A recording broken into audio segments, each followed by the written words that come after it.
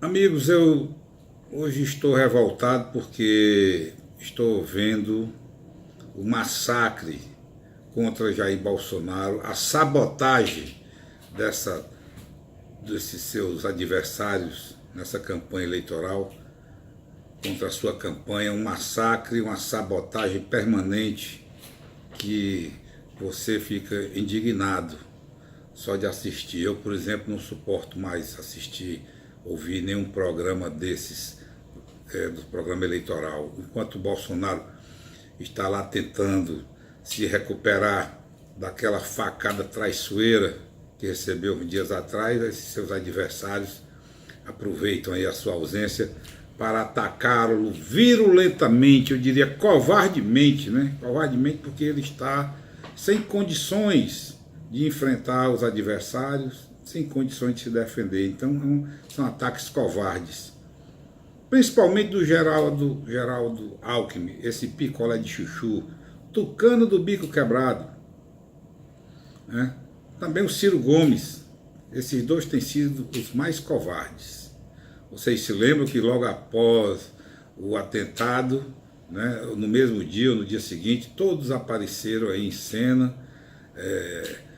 se mostrando, lamentando o ocorrido, né, se mostrando compadecidos, penalizados, né, mostrando à sociedade, quando na verdade eles estavam intimamente se regozijando com o afastamento de Bolsonaro, porque aquela facada tirou o principal candidato nessas eleições da disputa, tirou dos programas e tirou das caminhadas nas ruas, dos seus comícios. O Bolsonaro está lá no quarto do hospital, ainda tentando se recuperar e esses canalhas atacando covardemente, com mentiras, com fake news. Né? Então, é revoltante você ver uma campanha eleitoral com tão baixo nível, né? Você não viu o Bolsonaro se levantar para atacar moralmente nenhum dos adversários, nenhum, né? Agora o Ciro Gomes e o Alckmin, os dois desesperados, porque sabem que estão fora do processo eleitoral, não vão ganhar essas eleições, não vão nem para o segundo turno, se houver segundo turno, eles estão fora totalmente. O Alckmin e o PSDB já é freguês do PT desde 2002. Né? O Ciro já perdeu duas eleições, a de 98 teve 10% dos votos, a de 2002 teve apenas 11%, e continua aí nesse patamar porque é o teto e morreu aí.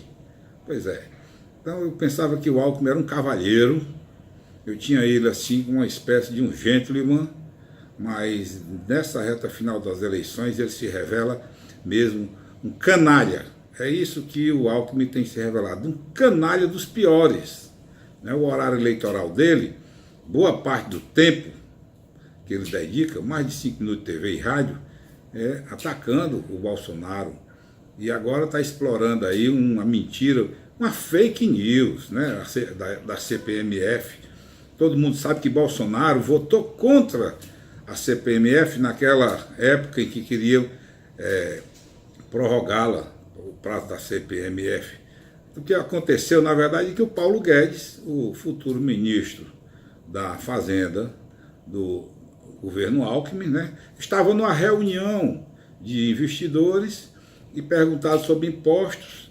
Ele disse que o plano é baixar o imposto de renda de 28% para 20%, unificar todos os impostos federais num único imposto, o que é o sonho dos brasileiros, principalmente dos empresários e dos contadores, um único imposto, ao estilo da CPMF, que é imposto que incide sobre as operações financeiras. Ao estilo, não disse que ia criar a CPMF, isso é uma mentira deslavada daquela jornalista, a Mônica Bergman, que toda a vida que interessa com a notícia ao PT ou aos adversários do Alckmin, ela cuida de publicar.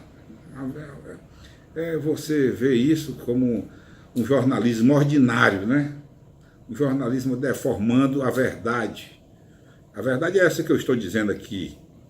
Então agora ele explora essa fake news aí no rádio e na TV para enganar a população, como se o Bolsonaro, que é um liberal, junto com o Paulo Guedes, vão reduzir os impostos do Brasil sobre o cidadão, sobre as empresas. Isso está no plano de governo. Quem quiser ler um plano de governo de apenas 62 páginas, muito consistente, não tem nada, está tudo escrito. Então não é possível se acreditar nessas mentiras do Alckmin. É um desespero, essa esperteza, né, do Alckmin. Então não tem cabimento, né, acreditar nisso aí. Então eles sabem que o Bolsonaro já está credenciado para o segundo turno, por decisão da imensa maioria dos eleitores do Brasil, e que eles terão muita dificuldade de superar, provavelmente, o candidato adversário do PT, o candidato poste, o pau-mandado, vamos dizer assim, o laranja daquele presidiário que está mandando ainda, mesmo preso, comanda o partido, a organização criminosa, a punho de ferro, né? Porque todo mundo vai lá tomar benção, inclusive esse é candidato a presidente, mas é advogado do presidiário Lula. O Alckmin está perdido lá embaixo nas pesquisas, porque ele achou-se que era muito esperto, jogou a tarrafa, arrepanhou ali uma meia dúzia de partido não, legenda de aluguel. Essa veio para a sua base de apoio, cedeu tempo de TV e fundo partidário, arrecadou quase 1 bi para a sua campanha, né, que a metade do fundo partidário é dele, tem o maior tempo de TV, a metade do tempo de TV também é dele. Então achou que com isso ia ganhar as eleições. Bolsonaro está provando que sem tempo de TV, sem dinheiro, sem partido forte, né, um partido nanico, sem fazer impresso, sem fazer camisa, sem fazer santinho, sem nada, deitado numa cama, está ganhando as eleições de todos. Isso é para provar que a honestidade vale no Brasil ainda para os eleitores sérios.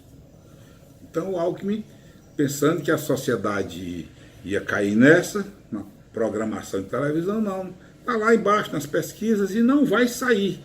Não vai sair porque a sociedade percebeu, o eleitor percebeu, que essa turma que está dando apoio ao Alckmin é aqueles mesmos políticos velhacos que estavam na base, alguns do Fernando Henrique, que migraram para a base do Lula, que depois migraram para a base da Dilma, migraram para a base do Temer e agora estão com Alckmin. Por quê?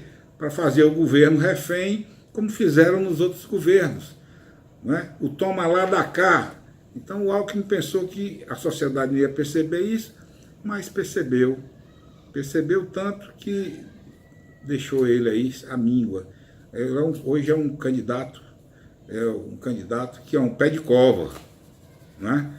O Ciro também está respirando com aparelhos para poder sobreviver nessa campanha. O Ciro não, a campanha dele. Está respirando com aparelhos, porque não consegue ir a canto nenhum e não vai também. Está desesperado, passa o tempo todinho anarquizando o Bolsonaro, né, esculhambando, deseja extirpar o Bolsonaro dessas eleições, porque todo marxista, ou pelo menos neomarxista, que é o caso do Ciro, é boçal, é arrogante, se julga o mais preparado, o mais capacitado de todos, como é o caso do Ciro, que é muito conhecido aqui pelo seu estilo verborrágico, né? Todo mundo conhece, pelo comportamento imprevisível, que é as baixarias que ele apronta sempre por aí, nas ruas, nas campanhas eleitorais.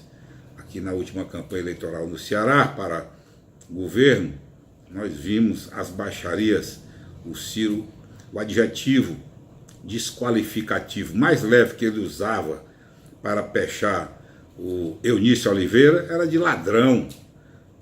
Hoje está aí a família Ferreira Gomes, toda ao lado do Eunício, o governador que foi eleito por eles, ao lado também do Eunício, fazendo dobradinha, o governador apoiando o candidato da quadrilha da organização criminosa do PT, né, que é o Radar, e o Ciro está aí sem palanque nesse grupo. Eu não sei como é que ele está tolerando isso, né, mas como para a política ele é capaz de tudo, então deve estar suportando bem, né? O Ciro, todo mundo conhece, esculhambando os professores, esculhambou a polícia, disse que a polícia é uma milícia de marginais, já disse isso algumas vezes. Então, a especialidade do que ele faz melhor é caluniar. O Ciro é um bravateiro, é um mentiroso, quanto mais renitente, não tem cura nem remédio, né? Ele agride o Bolsonaro. Agora, eu acho que não é nem por necessidade, não é por prazer de agredir mesmo, porque você nota a maneira como ele se dirige ao público quando fala do Bolsonaro. Sai um ódio de dentro dele, né? E agora fica falando em unir o Brasil, picareta político. Dá para se perceber isso. Como é que pode unir pregando o ódio, como vem o Ciro, né? Chamou Bolsonaro de nazista, filha da puta. Veja bem as palavras de um candidato a presidente da República em praça pública, chamando o adversário probo, íntegro, um cara que está tentando se recuperar de uma facada no hospital, não pode se defender, covardemente chama o cara de nazista FDP. Né? Ele sabe por que ele diz que é nazista, porque a sociedade não entende muito bem o que é nazista, o que é fascista, como ele chama as pessoas, atribuindo ao pessoal que diverge da esquerda, que tem a esquerda como adversário, como é o meu caso. Há mais de 30 anos eu nunca dei um passo com comunista, nem com socialista, e nem darei, porque eu não confio nessa gente, pecha desses de fascista e de nazista, porque a sociedade conhece, é estigmatizada essas duas palavras, pensa que a sociedade sabe o significado, torna o significado desnorteado, como é o caso. Mas eu vou esclarecer aqui, que se ele fosse honesto, né, ele pelo menos explicaria o que é fascismo, o que é nazismo, né, que são ideologias totalitárias que surgiram logo após a Primeira Guerra Mundial, né, para combater o comunismo marxista, que tinha sido vitorioso lá na Rússia em outubro, aquele mês de outubro de 1917. O nazismo e o fascismo combatiam o capitalismo liberal, que é o capitalismo que Bolsonaro defende. Então, ao contrário do que ele está pregando, né? O capitalismo liberal que vigia na Alemanha e na Itália. Na Alemanha do Hitler e na Itália do Mussolini. O nazismo surgiu como um tipo de socialismo que imediatamente passou a combater o comuno socialismo marxista. Eles nunca tiveram uma identidade, dois tipos de socialismo, um combatendo o outro, né? O nazismo e fascismo são ideologias de estados totalitários, dos defensores do controle social, que é a ideologia que o Ciro já pregou, defende o controle social.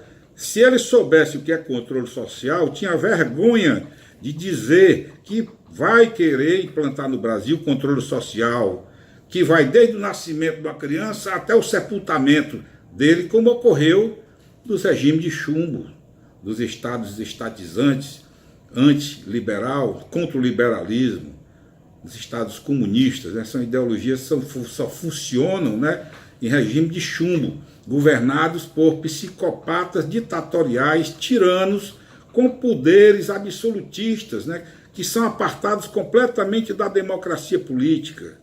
Então o Ciro está acusando o Bolsonaro de uma coisa que ele mesmo poderia assumir, que a identidade é muito mais voltada para ele, já que defende controle social, se diz socialista, do que para o Bolsonaro, como eu acabei de provar aqui.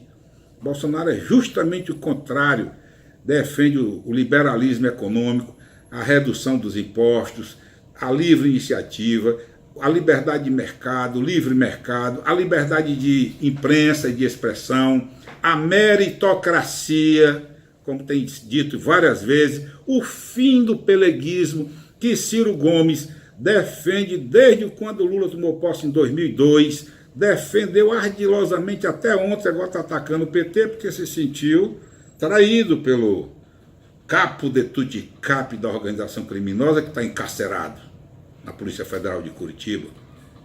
Então, o fim do peleguismo que nós queremos no Brasil, né, é o peleguismo que é defendido muito bem por Ciro, pelo Radar e pela Marina.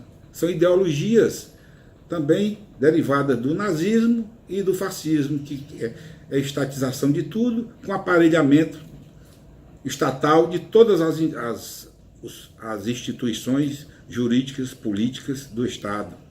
Então, com a coerência em nada do que diz o oligarca Ciro Gomes, nada. Ele poderia aproveitar as suas andanças pelo Brasil, essa campanha política, para esclarecer aos eleitores, né, sobre um mar de corrupção que ele foi vítima, alvo dessa denúncia recente da Veja. A revista Veja revelou os nomes, os valores, as circunstâncias dos procedimentos antirrepublicanos aqui no Ceará. A revista tem 2 semanas.